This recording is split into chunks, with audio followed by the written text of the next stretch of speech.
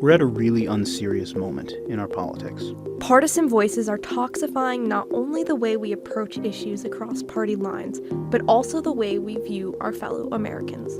We believe that there's another angle, thinking seriously about the pressing questions of our day, and realizing that the right answers probably aren't easy ones. I'm Rena Minetti. I'm Isaac Willauer. Courtesy of the Institute for Faith and Freedom at Grove City College, welcome to Another Angle. It's our privilege to bring you a conversation with Eric Cohn. Eric is the Director of Marketing and Communications at the Acton Institute in Grand Rapids, Michigan.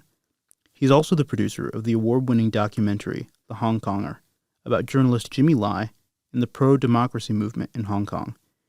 We sat down for a wide-ranging conversation, from TikTok to Hong Kong to the issues with modern conservative storytelling. We hope you enjoy today's episode. Eric, thanks for being on the show, man. My pleasure. Thanks for having me. Dude, this is great. So we were going to talk about the Hong Konger a bunch. We're going to talk about Hong Kong, but another news story has made its way into the press, which is the recent attempt to ban TikTok. I mean, you work at the Acton Institute, as we've said, in Grand Rapids, Michigan, which has been, in fact, banned by TikTok. So in the spirit of Barry Weiss, do you believe in karma? We'll start there. No. So I'll do a very unpundity thing here and say that I'm not entirely certain where I come down on this legislation. My libertarian instincts generally have me against the idea of banning things, even things that I think are not particularly great.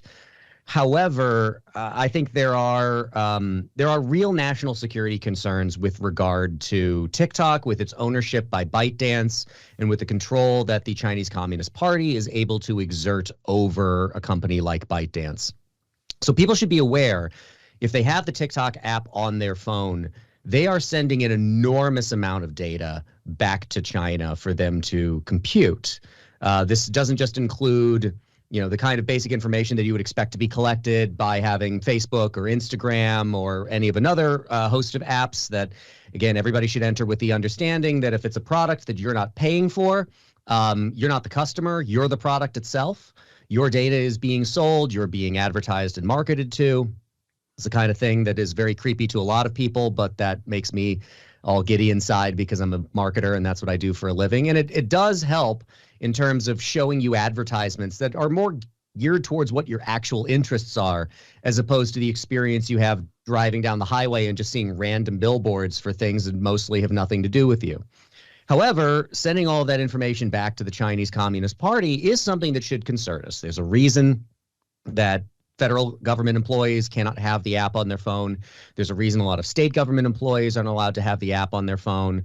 And it's not just your interests, your search history, your location history. It can track keystroke patterns. So if you're worried about your password, if it's something that you enter on a regular basis, they're tracking your keystroke patterns. They're tracking your activity on all kinds of other apps. Now, maybe you're not terribly concerned by this. We actually really don't know what the CCP is doing with this or what they might do with it in the future. The transition that the CCP made a number of years ago was away from targeted hacking, like trying to find computer systems or a specific company and gain access to it, to just intaking all the data they possibly could, and then kind of determining that we'll just figure out what we're going to do with it later. Its use will become evident to us at some point in the future. So I think there are real national security concerns around this app. However, I'm both unpersuaded on the general idea of banning it being the right way, and we should be clear about what this legislation is. It requires ByteDance to divest itself of this product in a period of 6 months. Yeah, very quickly. There are problems with that. Like, even if you are unsympathetic to ByteDance, and maybe this is your design if you are, but in 6 months' time, one, that's a very quick period of time that they would have to execute a sale. As you might imagine, it's going to put a lot of downward pressure on the price of the product. This is a platform with the third largest user base of any social media product in the entire world. On the open market, would be incredibly valuable. But when it has to be sold to be continually operating in America, which of course is a very important market for it, in 6 months' time, you're going to get a lot of downward pressure on the price. The Chinese government also prohibits the sale or the exportation of algorithmic technology. So the TikTok algorithm, which is the secret sauce, we recorded our Act and Unwind podcast on Monday of this week, and as Emily Zanotti on that podcast was pointing out, it is probably the most advanced and evolved of all of the social media algorithms that you're going to find. It does a better job of picking up on what your interests are. Yes, of course, it is listening to you. It is going to feed you ads and content based around the things that you are interested in a better and more effective way than most of the other social media algorithms do. That would not come along with the sale of TikTok. That is also going to put downward pressure on the price. So it's already hard to execute in that short a period of time. The price is going to be artificially low. The buyer is not going to get the algorithm, although they will probably get the user base that comes along with it. So there's not a lot of incentive for ByteDance to really want to do that unless they're okay with it not being fully operational in the United States. But then again, of course, similar to what we're seeing in Texas with the age verification law that is now preventing people from accessing pornography websites like Pornhub, all you need is a VPN to get around that. If you add a VPN and you say that you're in another country, you can download the app and you can continue to use it. It's the download is what's going to be blocked. There are plenty of ways of still getting it on your phone. So it's ineffective from that count. I'll stop monologuing here in a second, but I'll make one more point about what is unnerving to me about this legislation. And that is, it is in track with the pattern of Congress over the last decade at least, if not couple of decades, in terms of ceding its authority to the executive branch. This is an empowering act for the chief executive, for the president of the United States, to determine what is a foreign adversary and what apps or websites could be blocked. Now, it's always passed in these kind of specific instances, right? So like we're clearly talking about TikTok in this instance. TikTok is owned by ByteDance, which is owned by the Chinese or run by the Chinese Communist Party, or influence is exerted on it by the Chinese Communist Party. Of course, this is what we mean when we say that we want to ban an app that is controlled by a foreign adversary. And then the same power continues to be passed along from president to president, and it can be used and reinterpreted in the future. For an example of that, I would just say, look at the way the HEROES Act was reinterpreted in an attempt to give student debt relief to people who had nothing to do with 9/11, the war on terror, or the aftermath of any of that. The question is, do you feel comfortable putting that much power in the hands of the chief executive of this country? My typical answer to that, except in extraordinary circumstances, no, I really don't. So at minimum, I'd like to see Congress write a better bill. But in general, I'm still unpersuaded as to the necessity of this action. Yeah, no, that makes sense. And I mean, further, I wrote about this a little bit at Substack from more of a Gen Z perspective. It's like, look, the app's most active user base is going to be one of the biggest voter blocks we've seen in decades. And you just use the government to get rid of their iPhone apps, and now they're pissed off at you. Yeah, the only problem with that is it is also the voter demographic that turns out the least. Yeah, no, so sure. Until younger voters, and this is kind of one of those things that we hear about in every major presidential election, that like if only young voters showed up, the way they could tip this election in a different way. And that is theoretically true, but they don't. Yeah. In fact, they'd even declined in 2020, coming down from 2016, and turned out more younger people in 2016. The number was back down again. So, you're right, but until we actually see younger voters turning out. And I would note, I saw a poll the other day as well. I think I've got a bookmark here and I can pull it up. That, yes, net support for banning TikTok overall, 14 in favor of a ban. Plus 39 for 65 years and older. 45 to 64-year-olds is plus 11. 30 to 44-year-olds is plus 6. And 18 to 29-year-olds is only -1. So it's about evenly split amongst younger people. So the idea this is going to be some major get out the vote motivator, I'm even more unpersuaded of than I am of the merits of the legislation itself. Yeah, no, it's definitely fair. Although in 3 years, when someone releases an empirical paper on how TikTok changes Gen Z's voting turnouts, we can just get together and just bash our heads against a wall repeatedly. Yes, exactly. Which we'll look forward to that day. So fun. Yeah. We all will. So I want to go back to Acton's TikTok ban, because that happened. And the Yeah. thing that drew the TikTok ban, of course, is Acton's award-winning documentary, The Hong Konger, about story of journalist and mogul Jimmy Lai. We've covered it at the Institute for Faith and Freedom before. I want to back up to before you started shooting this movie. How do you get involved with this sector of international politics specifically? What were kind of the lead-ups to that? And most specifically, what made you convinced that this was so important that you needed to make a movie out of it? Yeah, I got into it in the best possible way, which was accidentally. Jimmy Lai is a long-term friend of the Acton Institute. He has a relationship with our co-founders, Father Robert Sirico and Chris Maurin, that go back 20-some years. They had visited him in Hong Kong numerous times. They talked to him on a number of occasions. He appeared in the first documentary film that the Acton Institute ever produced, called The Call of the Entrepreneur, in which he shared his story of coming from mainland China, landing in Hong Kong as a young man, working with his way up, eventually becoming the owner of a textile factory, starting this company Giordano, which was a clothing brand, which was really, really, really big in Hong Kong and in China. And then eventually starting Next Media, Next Digital, Next Magazine, and his newspaper, Apple Daily, which was the largest Chinese language pro-democracy newspaper in Hong Kong. A pretty important voice within the media ecosphere there. So we had this long relationship with him. It was in late 2020 when Jimmy was arrested under the national security law in Hong Kong. So the national security law, I'll give you the basics of it here. It is an affront to the basic concept of the rule of law as we would understand it. It is incredibly broadly written to the point where almost anything that Beijing officials disfavor could be considered sedition or subversion. You could be charged under the law. Including both of us. Welcome to the club. Including, yes. As I tell people when I do public speeches and show the film, I invite people to join me in being in daily violation of Hong Kong's national security law, just simply by speaking the truth of what's going on in Hong Kong.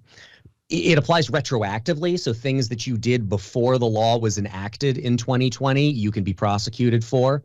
And it applies, as you just noted there, extranationally. So, I've crossed Hong Kong and China off of my travel list, but theoretically speaking, if they could arrest and pursue me for violations of the national security law, they might want to. I don't know that I'm that high on their list, but there are other people. Joey Su, who's an activist here in the United States from Hong Kong, and Francis Wee, who is, I believe, the first person to have been granted political asylum in the United States from Hong Kong. There are $1 million Hong Kong bounties on their heads. The police seeking them for violations of the national security law. So they are seeking people outside of their typical jurisdiction. So Jimmy's arrested, and we kind of had a meeting to say, well, what should we do about this? And we felt we were in a unique position in that we had these interviews with Jimmy from about 15 years ago where he was talking about building his business. We'd interviewed him a couple of times in the previous years, right prior to this happening. We knew there was some other interview footage of him out there, and we thought, given our knowledge, given what we already have in terms of raw material, we are best positioned to be able to tell this story. So we started and engaged in making this documentary film. I've joked that you could probably have a documentary about the making of this documentary because we made a film about a subject who we couldn't talk to. He was in prison in Hong Kong, in a city that we couldn't visit in the middle of a pandemic. It made doing a lot of the shooting for the film difficult. Travel was not easy. It was, we did get interviews of people in Hong Kong. It was not particularly easy to arrange and execute that. To this day, I don't even know who the people are that we talked to or who got that footage for us. And I'm one of the producers of the film. That falls in the category of things I just rather not know, because then I can never answer questions about them. I don't want to put anybody in danger for being brave enough to talk to us. So we thought we were really the best positioned people to tell this story. And we think it's a story that needs to be told. I have a friend who says that for everything that you do in life, there are two reasons. There's the good reason and the real reason. And the good reason here is that Jimmy's story is one of heroism and bravery in the kind that I don't think most people could do the things that Jimmy is doing. There's this great moment in the film where we talk to Lord Patton, who is the last British colonial governor of Hong Kong. And he says with this almost sense of sadness and resignation in his voice that, quote, Jimmy has been incredibly principled and brave, and I wish I could think that I would have been as brave. And he's just this deeply impressive man, and you hear in his voice this recognition that I couldn't do what he's doing. And I don't think most people could. It takes someone exceptional. But it's the kind of story that you want to tell because you want people to be inspired by people being brave enough to do things that you'll never be asked. And hopefully that makes you brave enough to do the smaller things, the moments in your life where you could do the right thing or the wrong thing, maybe get away with doing the wrong thing. And you choose to do the right thing because that's, as C.S. Lewis said, the character and is the summation of all the virtues at their testing point. The real reason that we wanted to make it is because we were so uniquely positioned to tell the story, which I think is also a very good reason. And I would direct people to freejimmylie.com. You can watch it there. I hope you do. I'll add one more note that actually just yesterday, today, they passed Article 23 in Hong Kong. Yeah, so this basically takes the national security law from 2020 and turns it up to 11. It is, once again, sweeping in its breadth. It would require priests, Catholic priests, who hear confessions, if what they hear in the content of the confession violates national security laws within Hong Kong, to report those people, which is an obvious violation of freedom of religion. Even possessing an old Apple Daily newspaper could be a cause for a sedition charge. This really is the national security law of 2020, just amplified exponentially, giving authorities there even more ability to crack down on peaceful dissent, on human rights, on civil rights. And it's going to get, sadly, it's going to get worse in Hong Kong under this new legislation. Yeah, absolutely. It's I had the pleasure of writing a review for the film at the Dispatch back when I interned there, and we got to talk to some of the expats in Hong Kong or from Hong Kong who are now in America, and it's an amazing story, and the film is absolutely great. You can watch it on YouTube. Thank you. Should.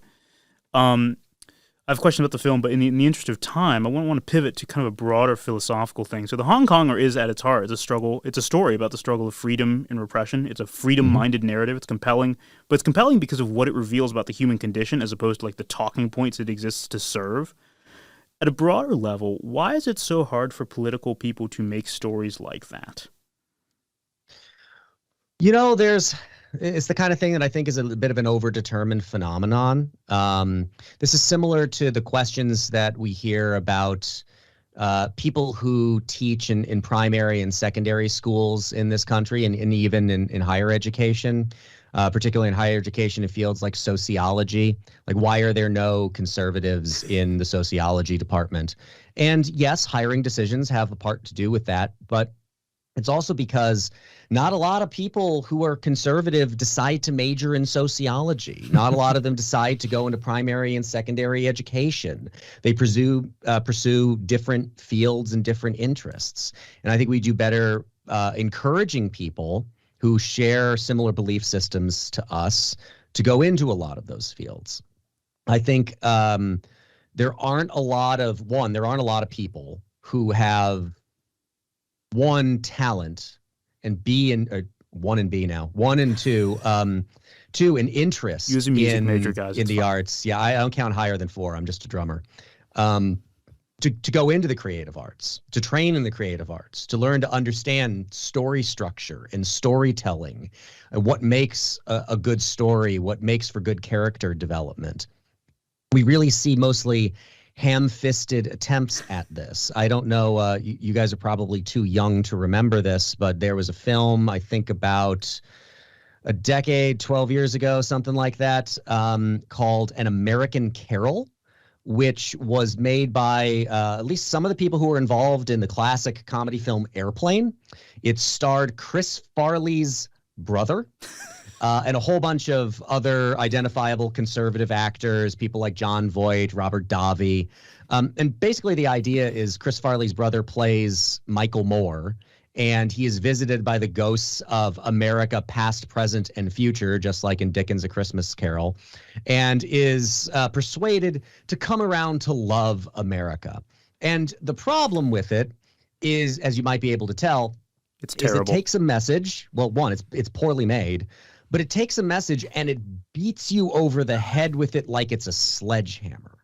Now, compare this to what I think is one of the best pro-life films that has ever been made, and that is the movie Arrival by Denis Villeneuve, the director of Dune, both Part 1 and Part 2. Part 2 out in theaters now. I didn't get paid for that. Not a sponsor. Not a sponsor. But it is this incredible pro-life story, and I really want people, if you haven't seen it, to see the film, because the only way I can explain how it's a pro-life film is to ruin the reveal to you. I know it's a few years old, but if you haven't seen it, I heavily encourage you to. But the great thing about the film is that you can enjoy it on the surface level as this great science fiction tale. Or if you want to scratch a little below the surface, you can find this deeply pro-life message. But you don't necessarily have to go there, and it doesn't hit you over the head with that message. I think another great example is Ghostbusters, arguably the most libertarian film ever made. The villain in the original Ghostbusters is a guy from the Environmental Protection Agency.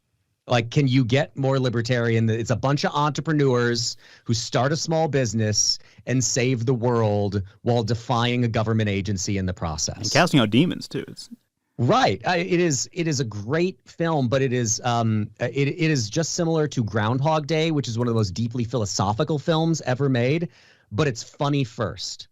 And the whole point of making good and compelling art is to make good and compelling art. It can have a message, but when you become so didactic about the message, when you believe that people aren't smart enough to figure it out and you start beating them over the head with it, you make bad art. And I think there aren't enough people who share our belief systems, who have gotten into the actual structure of storytelling and understanding of how to do good art, and have actually attempted to make it. And I hope more people peak an interest in that and start doing it. Yeah, absolutely. And this segues into the horrifying thing that we mentioned before filming that I now want to share with you, which is a book entitled "The Legend of Naranja." And for Grove City people, that's Spanish for orange.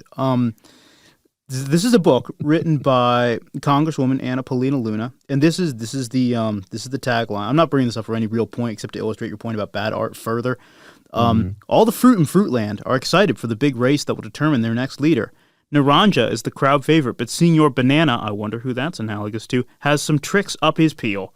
Who will squeeze the day and become the next leader of Fruitland? First of all, it's the worst thing ever. But second of all, I think it's a perfect example of what you just said about when you try and shoehorn story around talking points instead of the other way around. You just end up with this horrific kind of... It's marketed as a Christian children's book, which will create atheist adults probably. Yeah, there are good books out there that do express ideas that we share for children. I would point people to my friend Amelia Hamilton's books for young children. You can look those up on Amazon. She's a great author, and those are wonderful books. She has a great podcast for that's directed at kids as well, explaining the American system of government and why it's fantastic, and the American founding and why it's fantastic.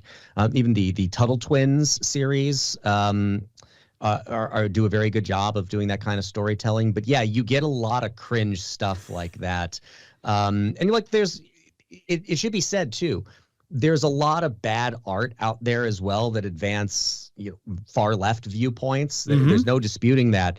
But like a good example, just to show you how good art, or art done well, filmmaking done well, can overwhelm the fact that maybe the entire story being told is abject nonsense. I would point you to the Oliver Stone film JFK, which is nonsense from beginning to end. It is like every JFK conspiracy theory thrown into a blender, turned into one repugnant conspiratorial smoothie and fed to you over 3 hours. But the film is so well made. Like, I hate the story. I don't buy the JFK conspiracy theories, but it is so well made. I will still watch it to this day, even though I do not agree with it at all. And it shows you the power of good narrative storytelling, that it will help deliver even a bad message effectively. So I would encourage, if you think the ability to tell stories is important, if that's something you're interested in, go study it. Go learn how to construct good stories, plots, character development. Learn how to do it and start doing it, because I think we need more people that believe the kinds of things we do doing that kind of work. Yeah, no, it's so true. It would be better for all of us if conservative art looked a lot more like the Hong Konger and a lot less like the Legend of Naranja, to say the least. So I want to get your thoughts on this. An argument that I hear from people is that conservative art tends to be not as good because conservative art doesn't imitate conservative life. Because conservative life isn't all that interesting. You participate in social institutions. You don't go on like the kind of like drug-fueled benders that you see in like Blonde and every other movie. I'm curious what you think of that general take, because I'm skeptical of it, but I wonder, because there's the whole stereotype of liberals make better music, liberals make better art. What do you think of that? I don't know that it's necessarily true. I mean, the music thing is a kind of a ghost I gave up a long time ago, in terms of,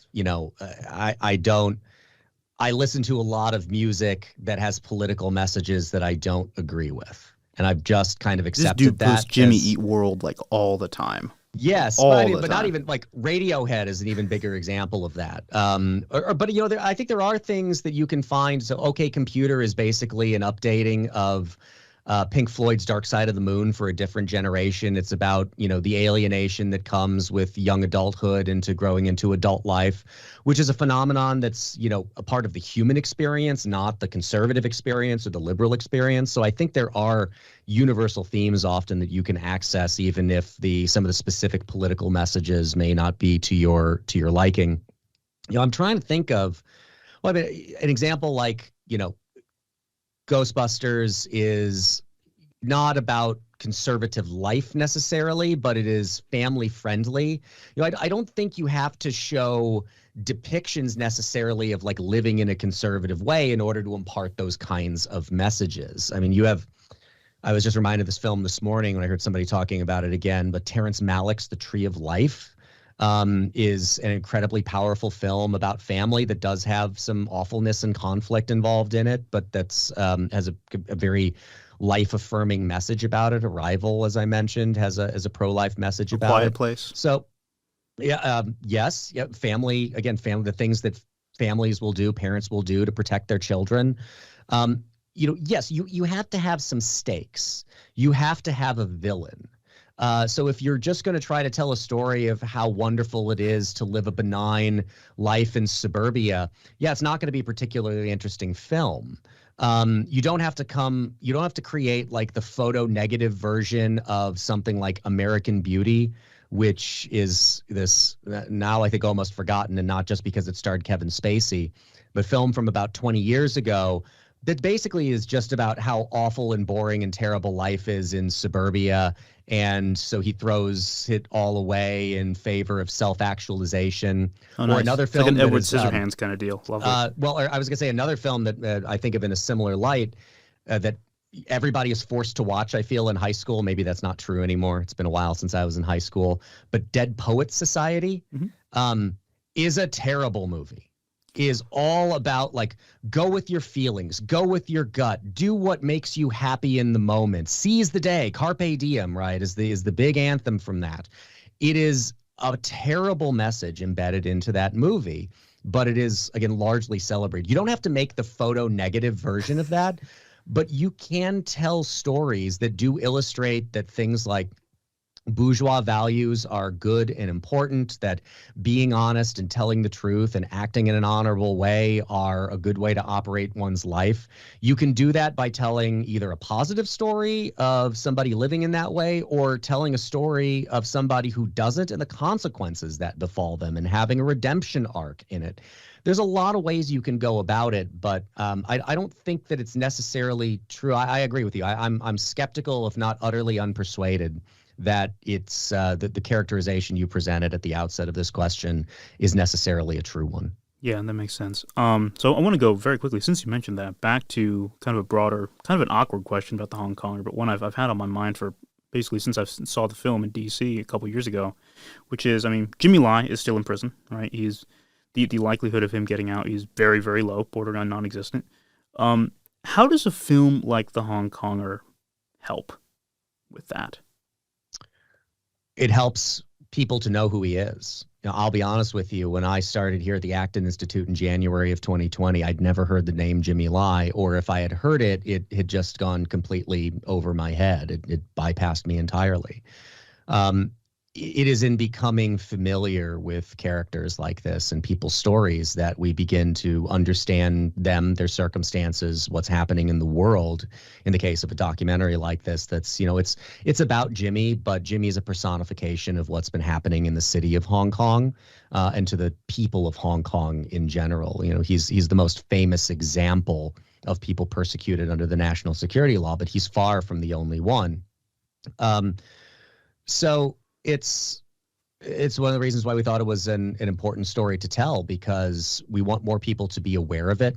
I've often said in presenting the film to people that for good reasons and bad, we have been a very, very inward focused nation for the last 10 to 12 years. And again, I want to stress good reasons and bad reasons. But I would hope that in a different political time, we would be paying as much attention to what's going on in Hong Kong under Chinese domination, as we were paying to what was happening in Eastern Europe under Soviet domination in the 1980s. I think it is good when the United States is not only focused and caring about what is happening within its borders, but understands its role in a post-World War II, post-Cold War world, that it is an important actor, that when it retreats from the scene, it only cedes that vacuum and territory to bad actors like China, Iran, Russia.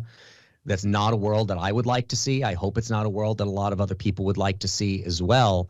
And the way that we are going to be able to direct that focus, I think, is by this kind of storytelling, making sure that political dissidents and political prisoners, their names are mentioned. These regimes would like nothing more than for people to forget about people like Jimmy Lai. South Africa would have loved for nothing more than people to forget about Nelson Mandela. Russia would have loved nothing more than for people to forget about Alexander Solzhenitsyn. Or Alexei Navalny.